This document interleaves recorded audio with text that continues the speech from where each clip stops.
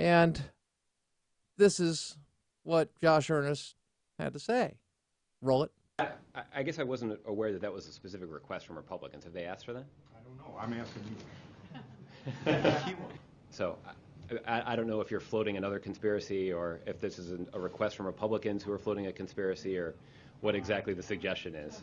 But the fact of the matter is we've cooperated extensively, and despite that cooperation, we've seen continued allegations of Republican conspiracy theories that just never pan out. How can you say there's been extensive cooperation if 2 years of emails are just missing?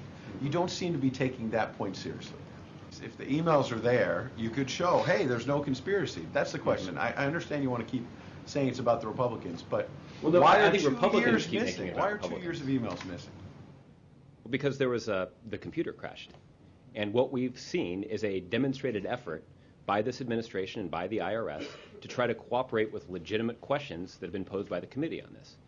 What's just as important for people to understand is that despite all of the data that has been provided to Congress, there's not a shred of evidence that substantiates Republican conspiracy theories.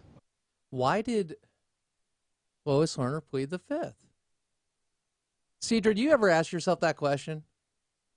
About the fact that, I'm just confused. It makes me a little angry, and I think, well, conspiracy, you'd have to trace it back, and you'd have to go to someone who was at the heart of the scandal, and maybe go back to October 2010 and what Lois Lerner had to say was at the heart of the scandal, and certainly is at the heart of the scandal. And, well, let's find out. Roll it. And everyone is up in arms because they don't like it. Federal Election Commission can't do anything about it. They want the IRS to fix the problem. The IRS laws are not set up to fix the problem. C4s can do straight political activity. They can go out and pay for an ad that says, vote for Joe Blow. That's something they can do as long as their primary activity is their C4 activity, which is social welfare. So everybody is screaming at us right now, fix it now before the election. Can't you see how much these people are spending?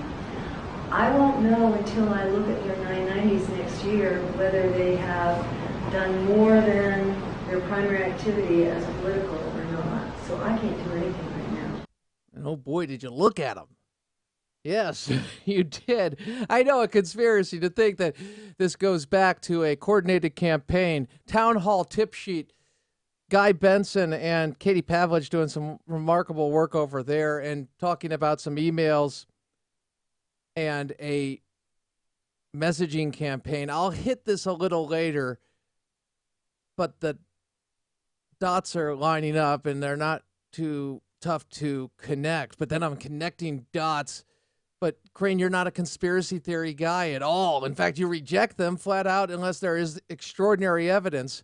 I don't know. Does Paul Ryan have any extraordinary evidence? Because he was getting pretty exercised the other day. Yeah, Friday when he was speaking to the commissioner of the IRS, Koskin, who will be speaking tonight, obviously, and testifying. So do you think he did? Do you think he got extra? Well, let's find out. Roll it. I am sitting here listening to this testimony. I don't believe it. That's your problem. Nobody believes you. Come on now. The Internal Revenue Service comes to Congress a couple years ago and misleads us and says no targeting is occurring. Then it said it was a few rogue agents in Cincinnati. Then it said it was also on progressives. All of those things have been proven untrue. You bury in a 27-page letter to the Senate asking for them to conclude the investigation that you've lost Lois Lerner's emails during the time in question because of a hard drive crash. You learned about this months ago. You just told us, and we had to ask you on Monday. This is not being forthcoming. This is being misleading again.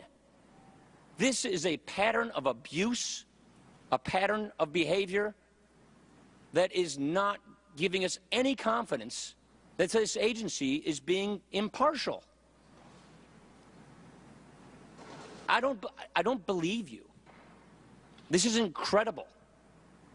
I have a long career. That's the first time anybody has said that you do not believe me. I don't believe you. That's fine. We can have a disagreement. I'm willing to stand on our record. I'm willing to remind you that it was not buried in 27 pages. Most of that 27 pages is exhibits. When asked about the custodians, we advised you what being we knew, forthcoming, which we knew for one day. Being forthcoming is to say, I'm sorry. You know what, investigators, Congress who's investigating this Will about you this? let him answer the question? I didn't ask him a question.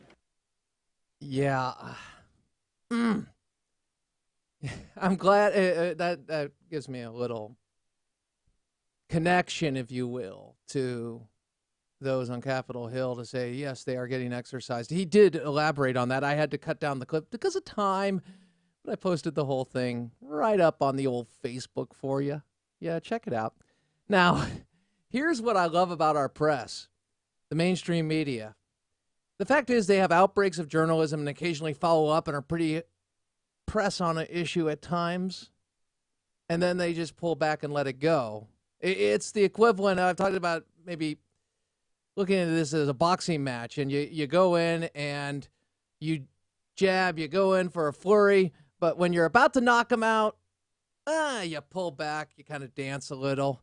You do what De La Hoya did with Trinidad Crane. Just stop at the boxing right. We know you love boxing. I'm telling you this because I'm trying to draw you a picture, paint a picture, and illustrate, and you understand it. I know, but there are those who are just coming to this for the first time. And by the way, welcome to the show. Great to have you. God knows you. God loves you. He created you, and you're worth it. That are sitting there going, well, I've never listened to Christian radio. I've never listened to conservative radio. Who's this guy Crane? Is that his real name? Yes, it is. But I'm telling you this because some people are walking in and they don't know about how corrupt the mainstream media is. And it's disgustingly corrupt because Clinton wouldn't have been the Teflon president if he didn't have the fire hose of the mainstream media blowing off every scandal they could with their coverage or lack thereof. Pardon me.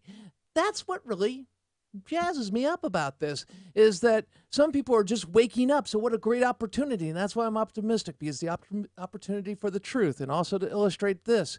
Now, understand, this is a scandal. Yes, it's about conservative groups, but it could be done by anybody, and it's abuse, and they've been shown to be a pattern of abuse. And you see this pattern of abuse targeting people who disagree with the president on so many different issues, or a number of them, certainly from Israel to life to taxes. And they were targeted, and harassment of grassroots, true grassroots movements.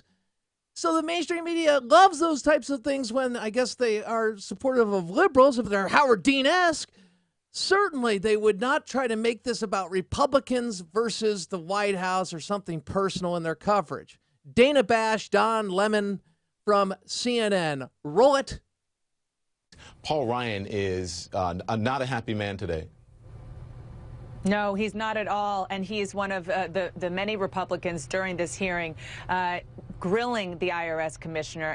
Yes, several points, but one thing that I wanted to say, just again to put this in a little bit of context, is that, number one, Paul Ryan is certainly a well-known Republican, but he's a policy wonk. He doesn't usually play the role of partisan attack dog. Here's what's important to keep in mind. The IRS scandal, we did story after story after story when this first broke. It's really died down as we get closer to the election. The fact that these emails were destroyed and that Congress Republicans are so mad about it has brought it back up to the fore and made it much more of an issue again. Someone who spoke to politicizing it in the way they covered it, make it political in politicizing it. Thank you. Redundant. Is Captain Obvious here or just redundancy? Yes. So in understanding that, we get the idea that, yeah, what they just did was, we did a bunch of stories on it. Did you ever get answers? Did you ever find out why Lois Lerner pleaded the fifth? Did you ever do the follow-ups of why there was a targeted coordinating campaign against these conservative groups? And if so, was there accountability? Why is it that you have all these documents, but you don't have the answers? How is that? Oh, it's the Republicans. It's about Republican Democrats, about R's or D's. It's not about accountability. It's not about the American people. It's not about the fourth estate doing its job. I need Cheryl Atkinson to explain it to me, as she did to Lou Dobbs the other night on Fox Business. Roll it. It's not terribly interested, or their interests often lie elsewhere in other stories, and in the limited time that they have on television to tell stories, they can find plenty of other ways to fill the space than to look into some of these controversies. And I think to some degree, they're sort of been played by the propaganda interests who suggest that if these stories are covered, they're simply phony scandals and they're Republican generated, which they're not, in my opinion. From a neutral viewpoint, there are many important questions to be asked and implications here. But the propaganda campaign says that if you're interested in the story, you're a conservative and you're, right-wing nut. And the media shouldn't be swayed by that. But I think to some degree they are. What's wrong? That's what's wrong, folks. And I saw that possibly in the coverage of the interviews with Hillary, but I digress, with Fox News. And you call somebody something so much, and then they say, well, maybe I am being this way. I want to pure, fair, and balanced. Listen, there are times I will say things like this. This is not about President Obama as it's personal. It's not. It's about the office of the presidency. And as we move forward with that concept, that idea, to follow through R or D, it doesn't matter. But it does matter that people are held to account for their actions. And if they've transgressed, they are held to account under the law. That counts. And if somebody has a background in dividing and conquering, in community organizing and not uniting, and there are strategies or lack thereof when it comes to addressing problems or creating problems, then you address that. It's not personal. It's about accountability of the executive, making sure that he, or one day possibly she, is living up to her Article 2 powers and not jumping ship or jumping over the line to the Article 1 powers put forth by, invested in Congress. That all said, we're going to talk to Ryan Morrow about Iraq and the latest developments. Some interesting sound from the president, Dick Cheney, Rand Paul. And what we're going to do is we're going to give you the truth. Nothing but truth. Go to the Facebook page and like it. Crane Durham's Nothing But Truth. AFR Talk.